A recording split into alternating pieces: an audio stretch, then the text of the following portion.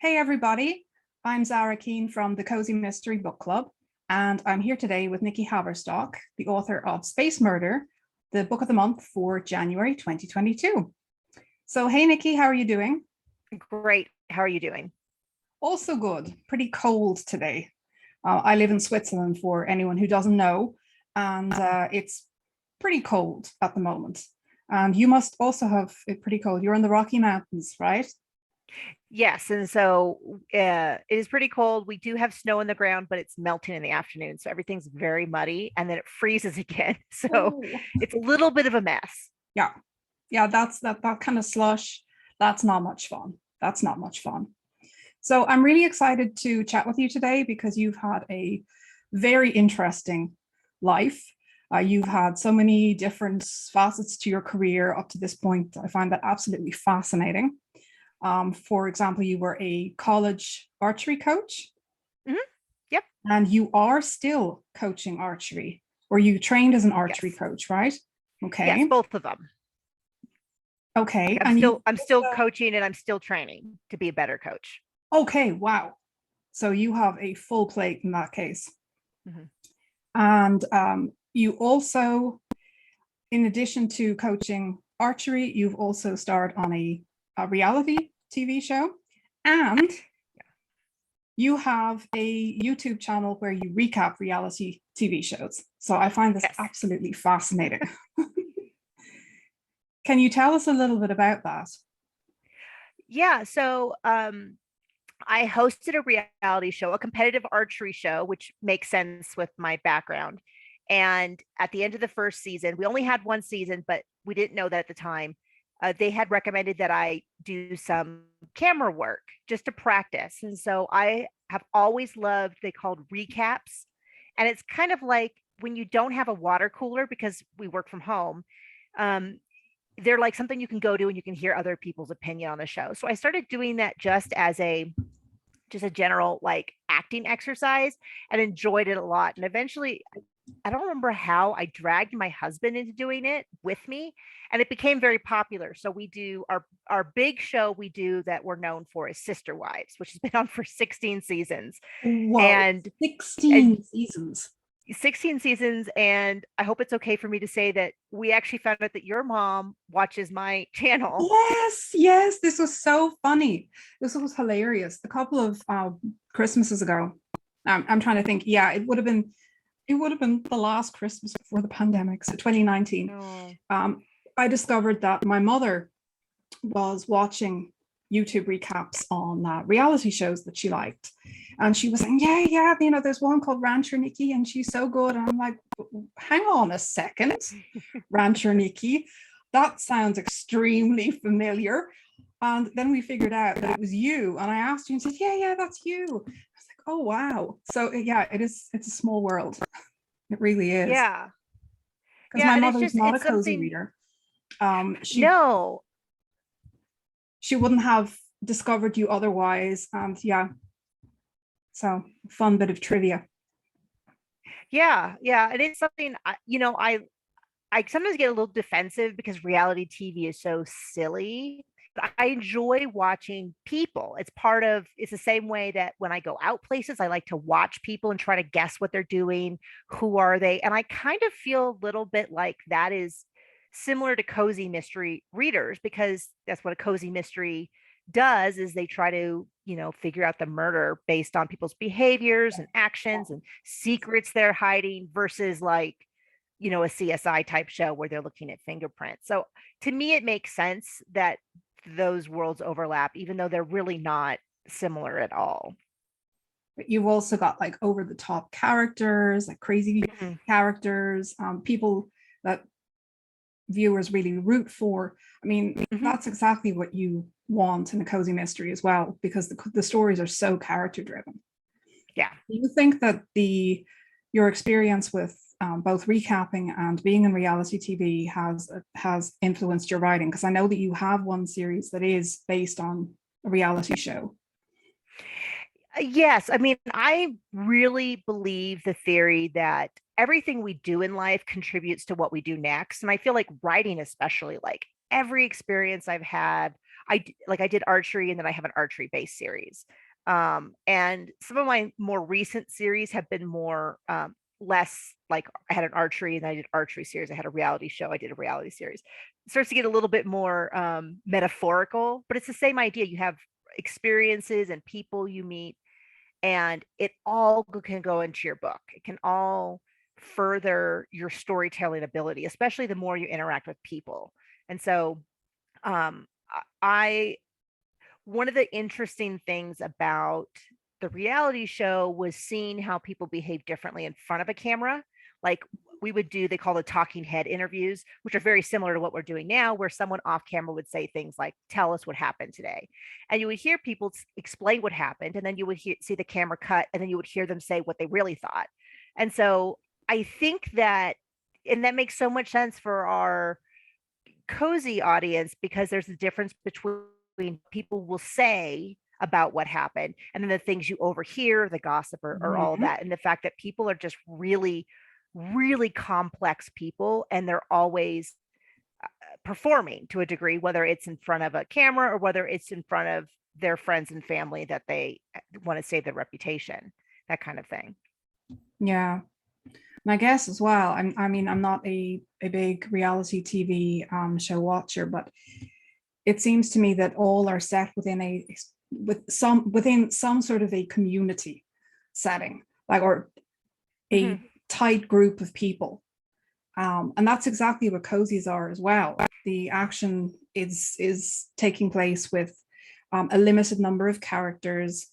You might get a Hmm. few new people per book, obviously, because you need new villains and victims and a couple of new people on the page. But you'll have this set of core recurring characters, and that's Hmm. pretty much the same as a reality TV show.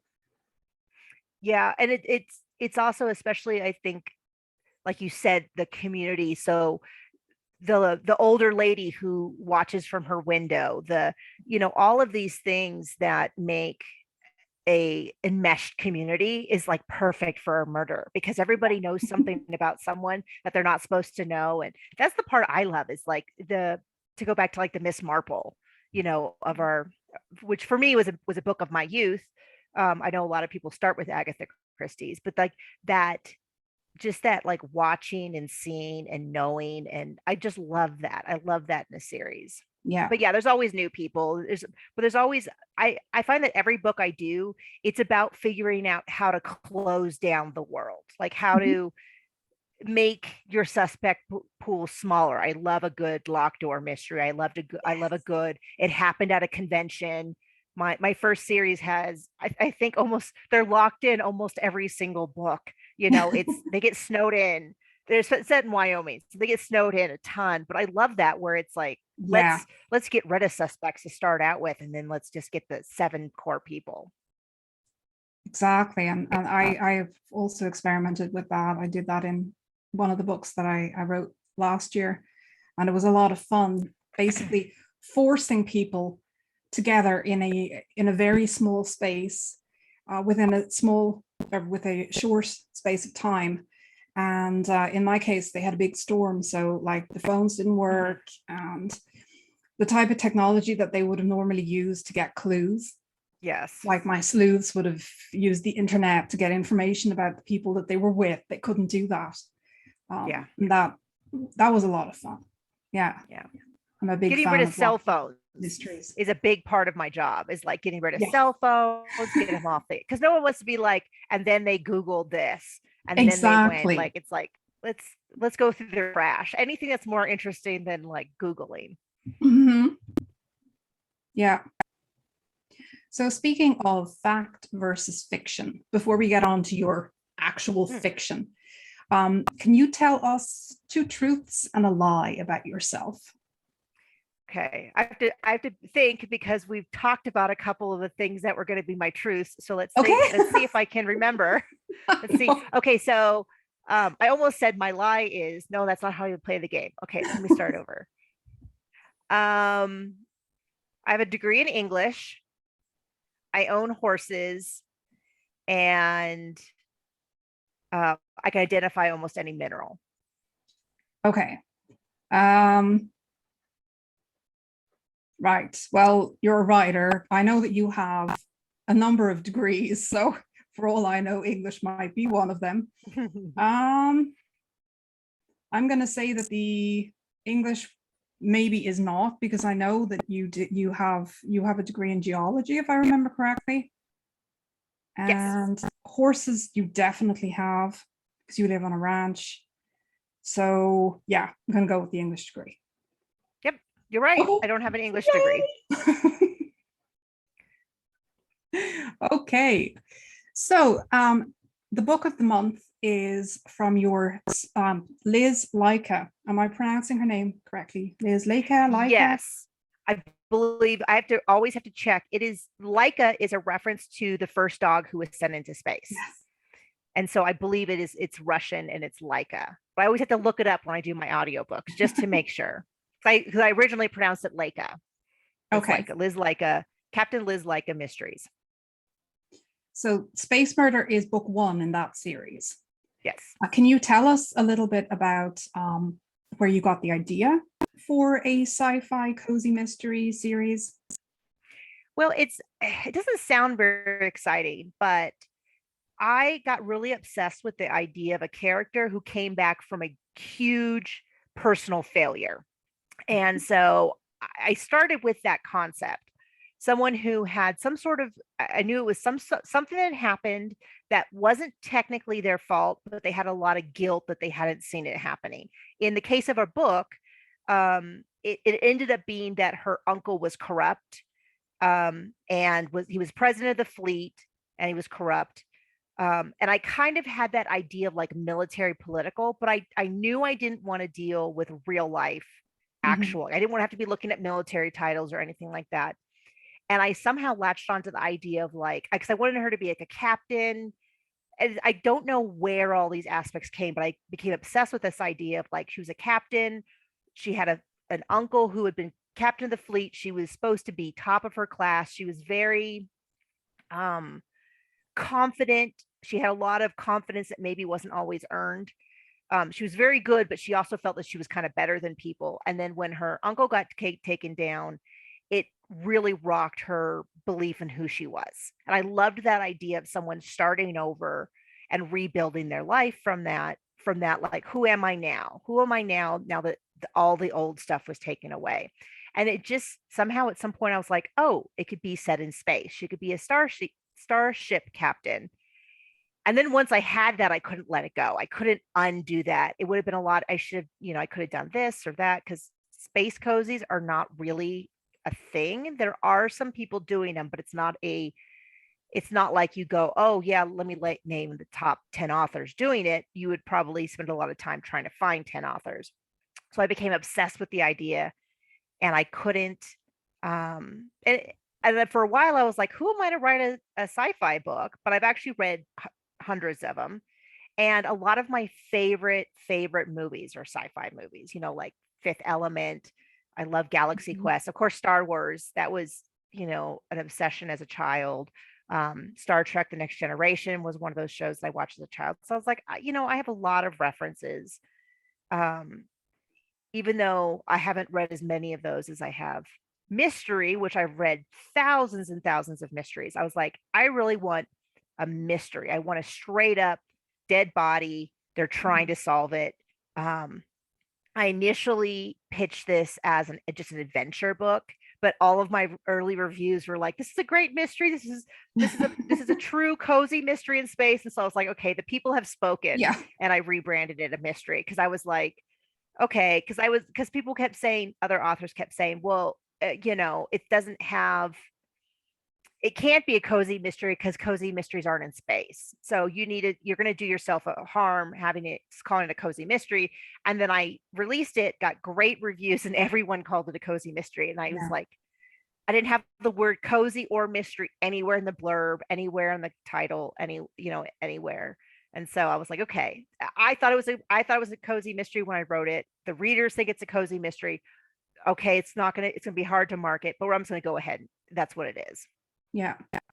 Yeah. I think sometimes authors get a little bit fixed in the ideas of what a genre is. And because we're thinking about marketing, not just the writing of the book, and that narrows our focus for better or worse. Yeah, I mean, I would say that my books are cozies, but I mean, my most recent series, the Travel PI series, is humorous mystery. I mean, you could argue whether or not that's a pure cozy mystery or not, but it has enough cozy elements that I feel that it does belong in the genre. Yeah, absolutely. I think it's as humor. cozy as like Janet Ivanovich's series. Like your Exactly. series Yeah. is cozy. There's things that you would say on the surface isn't, but it's like you read it and you say, oh no, this feels this is cozy. This is cozy. Yeah. This is me with my blankie. That's how I feel about that series, your Yeah. series. Okay, so if Space Murder is book one, you also have the second book out in the series already. Yes, That is, I do. Our Alien Ambush. Yes, very good. Yes, genau, exactly. Sorry, now I'm speaking German to you. That's brilliant. Sorry, guys. It's late, but actually no, I don't even have that excuse. It's almost 6 p.m. here, but it's been a long day. So anyhow, Yes. yes, it's Alien Ambush, and is book three planned in the process of? Book three is written. Okay. It is at the copy editor, but because of COVID and delays, and there was actually a delay where it didn't arrive. So anyway, I haven't put up the pre-order because as soon as I get it in my hot little hands, I'm gonna release it 7 days later. So I've dragged my feet on putting a pre-order, but it will be up within. I mean, my hope is I get it in my mail today. It's that close to being done. Yeah, so it will be out. It's Space Station Investigation. Space Station Investigation. I love that. And most of your stories have a slow burn love interest going on. Possibly. Possibly. Maybe. Do you see Liz having a happy ending at some point in her future? Maybe. Well, of course. Maybe not. Of course. Of course. Well, I mean, that's what you love about cozies is that I want them all to have a happy ending. That's why I write them, is because I'm allowed to give them a happy ending, and no one's going to tell me that it's not artistic. And so yeah, I do. And I'm not an author who loves to torture my characters. Sometimes I don't know, in the writing process, sometimes things go a little sideways. And so yeah, I think the short answer is yes, I'm taking care of Liz eventually. They'll figure it out. Excellent. So we've talked about your archery cozies. We've talked about the Captain Liz Laika and the reality TV, but you also have the Casino Witch series. Yes. Can you tell us a little bit about those? Yes, that is my most popular series in terms of sales. And it's a paranormal cozy. It's a witch cozy. You after you write a bunch of series, you start to realize you're doing all the same things. Like all of my characters have a pet. All of my characters have some sort of slow burn romance. All of my characters have a sassy best friend. And all of my books start off with someone. I just think points of change are really interesting when someone makes a big life change.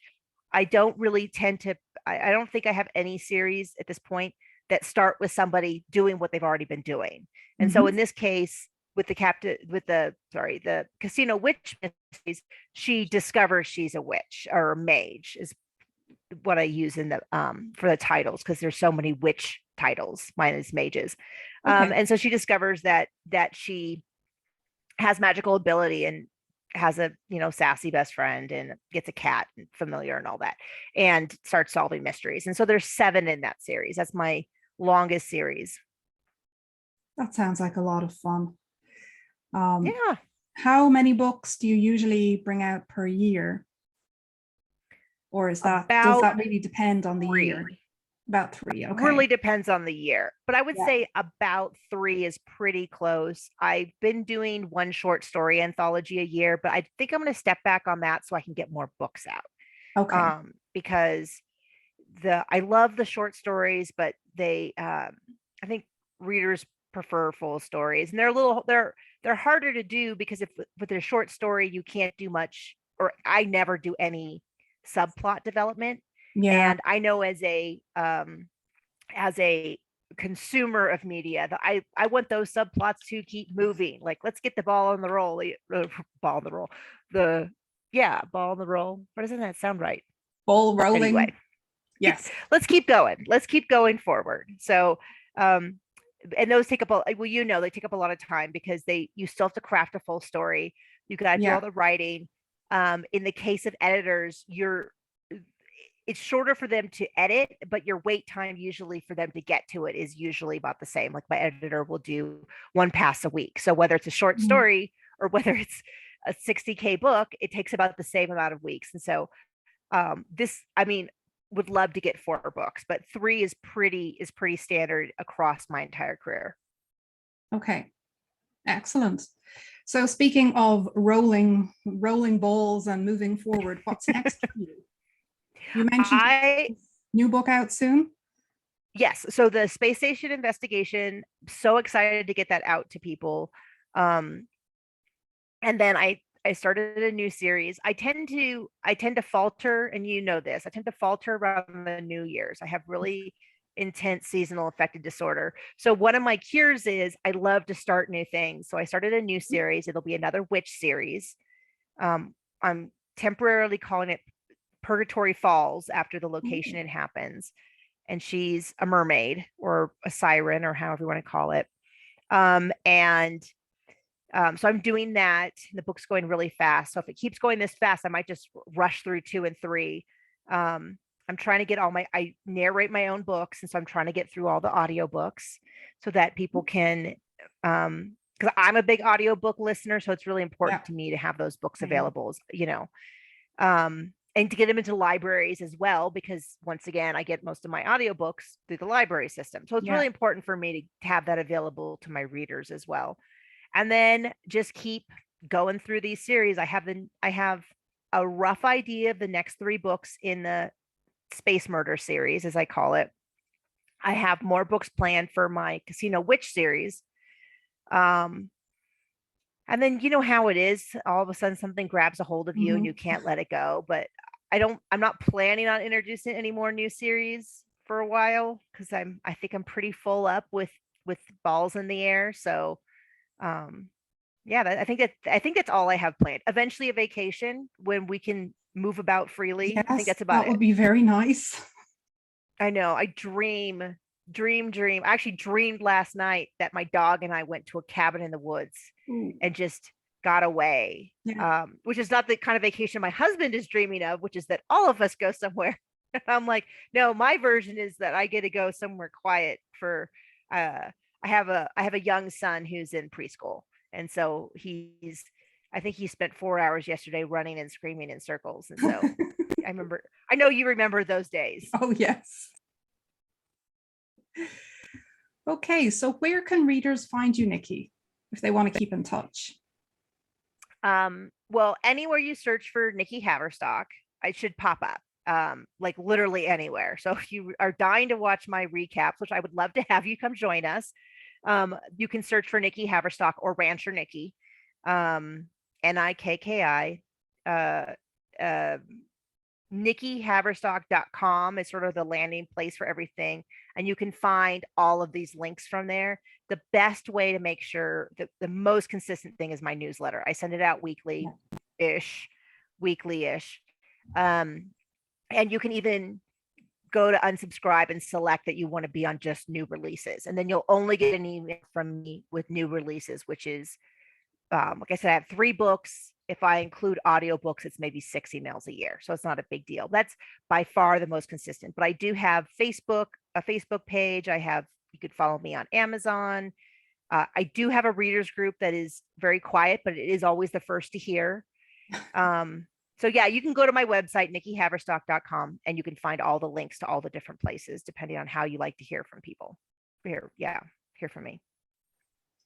Thank you so much, Nikki, for being with us today and for chatting with us about your books and your experiences. It's been so much fun. I really enjoyed chatting with you last year in last year's interview, and this was even more fun. So I hope everybody enjoys it. And we'll be back next month with another author interview for February 2022. Until then, happy reading and take care. Bye.